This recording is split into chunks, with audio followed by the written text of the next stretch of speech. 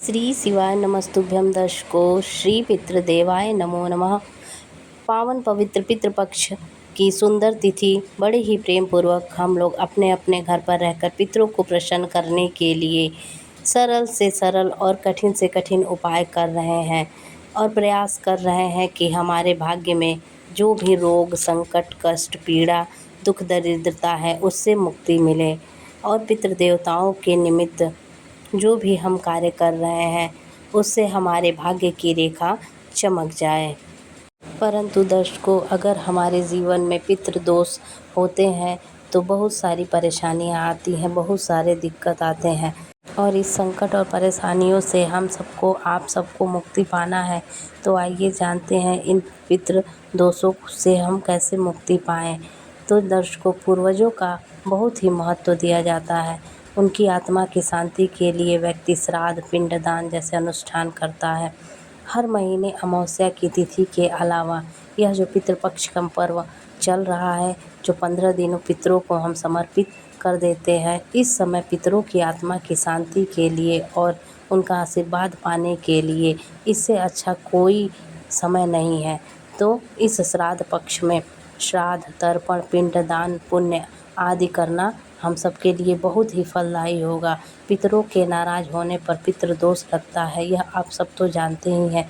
तो इस पितृदोष के कारण ही हमारे जीवन में कई प्रकार के संकट आते हैं। जैसे अगर कुंडली में पितृदोष का होना भी समस्या पैदा करता है। तो आइए जानते हैं पितृदोष की निजात पाने के लिए किन किन उपाय को हम करें कि हमें पितृदोष से मुक्ति मिले।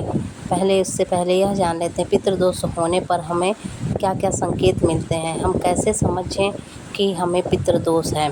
तो यदि किसी व्यक्ति की कुंडली में पितृदोष हो तो उसे अपनी जीवन में कई कष्ट झेलने पड़ते हैं। पितृदोष के कारण शादी में भी बाधा आती है। ऐसे में विवाह बहुत देरी से होता है या बहुत ही दिक्कतों से विवाह मिलते हैं। पितृदोष के कारण वंश वृद्धि रुक जाती है। ऐसे में संतान प्राप्ति में बाधा आती है।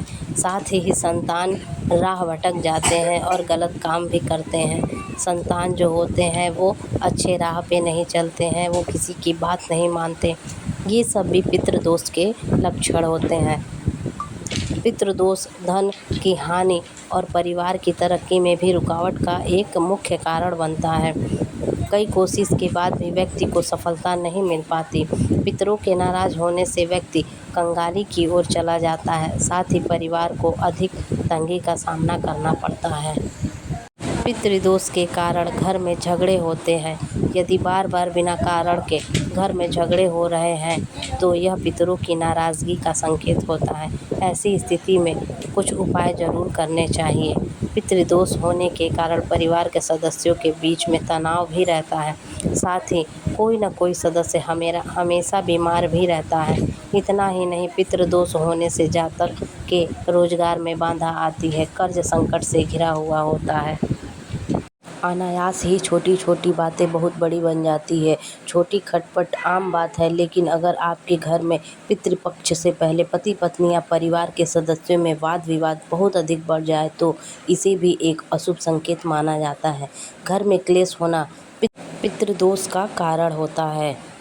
पितृपक्ष से पहले घर में अचानक पीपल का पेड़ उगना या तुलसी का अचानक सूख जाना भी पितृदोष का संकेत होता है। माना जाता है कि ये घटनाएं पितरों की नाराज़गी को दर्शाता है। ऐसा होने पर धन, सुख, समृद्धि और संतान पर बुरा असर पड़ता है।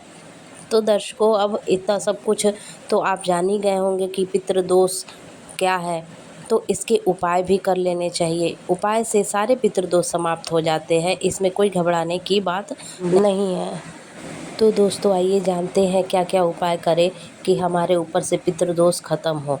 तो पितृपक्ष में आपको सुबह जल्दी उठकर स्नान आदि से निवृत्त होकर साफ वस्त्र धारण करके पीपल के पेड़ की पूजा अर्चना करनी है, उसे जल अर्पित करना है और आपको जल में गाय का दूध, तिल और चंदन मिलाकर अर्पित करना है। इसके बाद आपको प्रसाद, फल, फूल, जनेऊ समेत आदि चीज़ें उन्हें चढ़ाना है। माना जाता है कि इस उपाय को करने से पितरों को मोक्ष की प्राप्ति होती है। तो यह सब करके आप अपने पितृ दोषों से मुक्ति पा सकते हैं। तो दर्शकों, बहुत ही कम समय बचा है पितृपक्ष का। अगर आपने पहले नहीं किया तो इस पितृपक्ष के कुछ दिनों में यह उपाय करके आप अपने पितृ दोषों से छुटकारा पा सकते हैं। आशा करती हूँ यह आपको वीडियो अच्छी लगी हो तो प्लीज़ मेरे वीडियो को लाइक कीजिए, चैनल को सब्सक्राइब कीजिए। ऐसे ही अच्छी वीडियो पाने के लिए मेरे वीडियो पे बने रहिए। श्री शिवाय नमस्तुभ्यम। हर हर महादेव। श्री पितृदेवाय नमो नमः।